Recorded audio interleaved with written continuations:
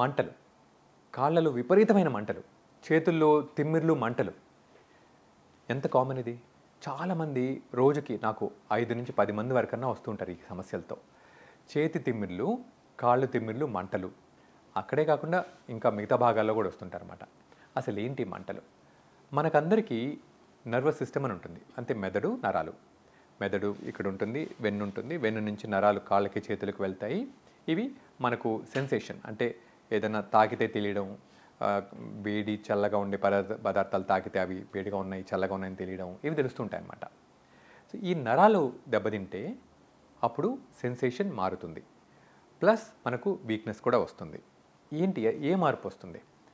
ఈ నరాలు దెబ్బతిన్నప్పుడు ఫస్ట్ కొంచెం తిమ్మిరిలాగా వస్తాయి, గుచ్చుకున్నట్లు, పోట్లుగా ఉన్నట్లు, కొంచెం మంటగా ఉన్నట్టు వస్తుంది.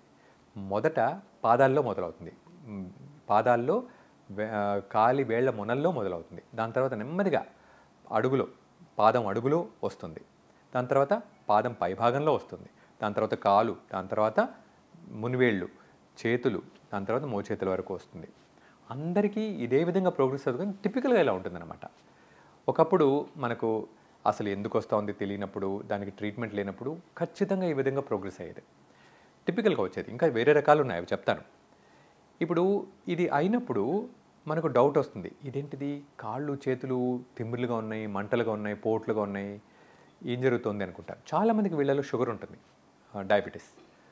డయాబెటీస్ లేని వాళ్లకు, కొందరికి న్యూట్రిషనల్ డెఫిషియన్సీస్, అంటే విటమిన్ లోపాలు కానీ వేరే టాక్సిక్ ఎక్స్పోజర్స్ కానీ ఉంటాయి, అంటే కెమికల్స్ ఎక్స్పోజర్స్ కానీ ఉంటాయి. ఇంకొందరికి ఆల్కహాల్ తీసుకుంటారు, మందు కొడతారు. సో ఆల్కహాల్ తీసుకున్నప్పుడు అవి నరాలని కాలుస్తాయి.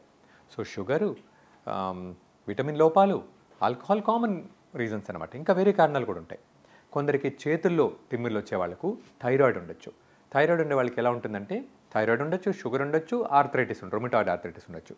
ఇలా ఉండే వాళ్ళకు చేతిలో తిమ్మిర్లు వచ్చే ఒక వింత వ్యాధి ఉంటుంది, దాని పేరు కార్పల్ టనల్ సిండ్రోమ్.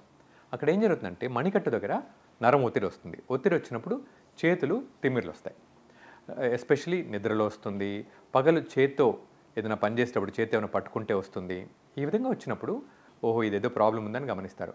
నిద్రలో లేచి చేయి ఇట్లా విదిలించుకొని మళ్ళీ కాసేపు పడుకుంటారనమాట. అది కార్పల్ టనల్ సిండ్రోమ్. కొందరికి తొడలో తిమ్మిర్లు, మంటలు వస్తాయి. ఇది మిరాల్జియా పారాస్థెటికా. ఇది కూడా షుగర్ ఉన్నవాళ్ళు, థైరాయిడ్ ఉన్నవాళ్ళు, ఆర్థరైటిస్ ఉన్నవాళ్ళు, కొంతమంది ప్రెగ్నెంట్ విమెన్కి వస్తూ ఉంటుందన్నమాట. ఇది మిరాల్జియా పారాస్థెటికా. తొడ బయట భాగంలో నరం దెబ్బతిని దానివల్ల వచ్చే తిమ్మిరి, మంట. అలాగే కొందరికి ఒక కన్ను మూతపడిపోతుంది. కన్ను మూతపడిపోయి కొంచెం మెల్లగా అయిపోతుంది అనమాట. అది థర్డ్ నర్వ్ పాలసీ అంటాం. అది ఏమవుతుందంటే షుగర్ ఉండే వాళ్ళకి రావచ్చు, లేకపోతే బ్రెయిన్లో వేరే తేడాలు రావచ్చు. ఇంకొందరికి డబుల్గా కనబడడం మొదలు పెడుతుంది, కన్ను లోపలికి వెళ్ళిపోతుంది, అది సిక్స్త్ నర్వ్ పాలసీ అంటాం. ఇంకొందరికి మూతి వంకర వెళ్ళిపోతుంది, మూతిలా వంకర వెళ్ళిపోతుంది, అది ఫేషియల్ నర్వ్ పాలసీ అంటాం. ఇవన్నీ కూడా నరాలు దెబ్బతిన్నప్పుడు వచ్చే సమస్యలు. మరి ఏం చేయాలి? ఫస్ట్ న్యూరాలజిస్ట్ని కలవాలి. ఇందుకు పరీక్ష చేస్తారు మిమ్మల్ని. పరీక్ష చేసి చురుకు బాగుందా, మీరు పిన్ సెన్సేషన్ తెలుస్తోందా లేదా, మీకు పవర్ బాగుందా, మీరు ఎక్కడున్నారో నిలబడినప్పుడు తెలుస్తోందా లేదా, రిఫ్లెక్సెస్ బాగున్నాయా, ఇవన్నీ చెక్ చేస్తారు మిమ్మల్ని. చేసేసి టెస్ట్ చేస్తారు, నర్వ్ కండక్షన్ స్టడీ అని చేస్తారు. చేసి ఏ రకమైన నరాల సమస్య అని నిర్ధారిస్తారు. చేసిన తర్వాత ఎందుకు వస్తుంది అని కనుక్కుంటారు. మీకు కూడా గుర్తుపెట్టుకోవాలి, ఎంత టెస్ట్ చేసినా, ఎన్ని టెస్టులు చేసినా 30% మందికి కారణం తెలీదు. అలాంటప్పుడు మనం వాటికి నరాలు బాగోవడానికి కొన్ని మందులు ఇస్తాం. ఇది నేను చెప్పింది కామన్ కారణాలు. ఇంకొన్ని ఉంటాయి. కీమోథెరపీ వల్ల కొందరికి నరాలు దెబ్బతింటాయి. ఆటో ఇమ్యూన్ కండిషన్స్, అంటే శరీరాన్నే ఫైట్ చేస్తుందన్నమాట. దాంట్లో యాంటీబాడీస్ ఫామ్ అయ్యి నరాలను అటాక్ చేస్తాయి. అలాంటప్పుడు సిఐడిపి అనే కండిషన్ వస్తుంది, క్రానిక్ ఇన్ఫ్లమేటరీ డిమైలిటింగ్ పాలిన్యూరోపతి అనే కండిషన్ వస్తుంది. అది కూడా ట్రీట్ చేయొచ్చు. కొన్నిసార్లు సడన్గా చేతులు కాళ్ళు తిమ్మిర్లు, మంటలు వచ్చి పడిపోతాయి, చేతులు కాళ్ళు పని చేయకుండా. అప్పుడు జీబీఎస్ అంటాం అన్నమాట. అది కూడా ఎమర్జెన్సీ. అది వెంటనే హాస్పిటల్కి వెళ్ళి ట్రీట్ చేయకపోతే కొన్నిసార్లు బ్రీదింగ్ డిఫికల్టీస్ రావచ్చు, మళ్ళీ కష్టం అవ్వచ్చు. సో రకరకాల నరాల ప్రాబ్లమ్స్ ఉంటాయి, రకరకాల కారణాలు ఉంటాయి. ఇవన్నీ కూడా డాక్టర్కి తెలిసి ఉంటుంది కాబట్టి డాక్టర్ని కన్సల్ట్ చేస్తే కనుక్కుంటారు. డిలే చేస్తే ఏమవుతుందంటే వీక్నెస్ వస్తుంది. వీక్నెస్ వస్తే ఒక్కోసారి రికవరీ కాకపోవచ్చు. కాబట్టి దీనికి తొందరగా ట్రీట్మెంట్ తీసుకోవడం చాలా ముఖ్యం. ఓకే, నర్వ్ టెస్ట్ చేశారు, కారణాలు కనుక్కున్నారు, షుగర్ టెస్ట్ చేశారు, ఆల్కహాల్ ఆపమన్నారు, నరాలు ఏదైతే న్యూట్రిషనల్ డెఫిషియన్సీస్ ఉన్నాయో దానికి మందులు ఇచ్చారు, అంతా చేశారు. అయినా కానీ బాగా కాకపోతే కొన్ని మంటలు తగ్గడానికి కొన్ని మందులు ఇస్తారు. గ్యాబాపెంటిన్, ప్రీగాబలిన్, డెలాక్స్టిన్ లాంటివి కొన్ని మందులు ఇస్తారు. కానీ మీరు డాక్టర్ సలహా లేకుండా నేను చెప్పాను కాబట్టి పేర్లు అని మీరు వాడకూడదు. డాక్టర్ సలహాతోనే వాడాలి. దాంతోపాటు కొన్ని నరాలు బాగవడానికి కొన్ని మందులు కొందరికి పనిచేస్తాయి. అలాంటివి ఇస్తారు. ఇచ్చి ఫ్యూచర్లో దానివల్ల ఇబ్బంది రాకుండా చూస్తారనమాట. మనము దీన్ని పట్టించుకోకపోతే ఏమవుతుంది, షుగర్ ప్రాబ్లం ఉన్నవాళ్ళు న్యూరోపతి కామన్గా వస్తుంటుంది.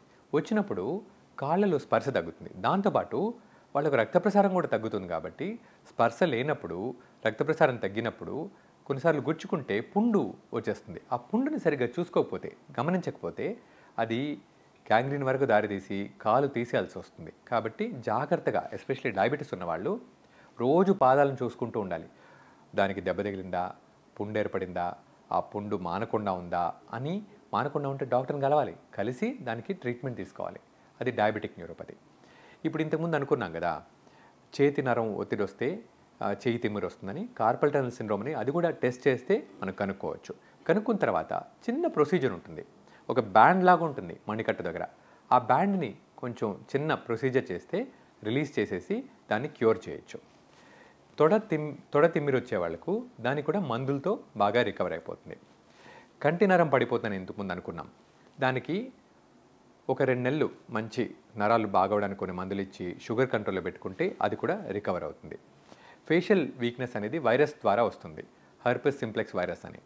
ఆ వైరస్కి ట్రీట్మెంట్ ఇస్తూ కొన్ని స్టెరాయిడ్స్ ఇస్తే ఇది కూడా 85% మందికి రికవర్ అయిపోతుంది.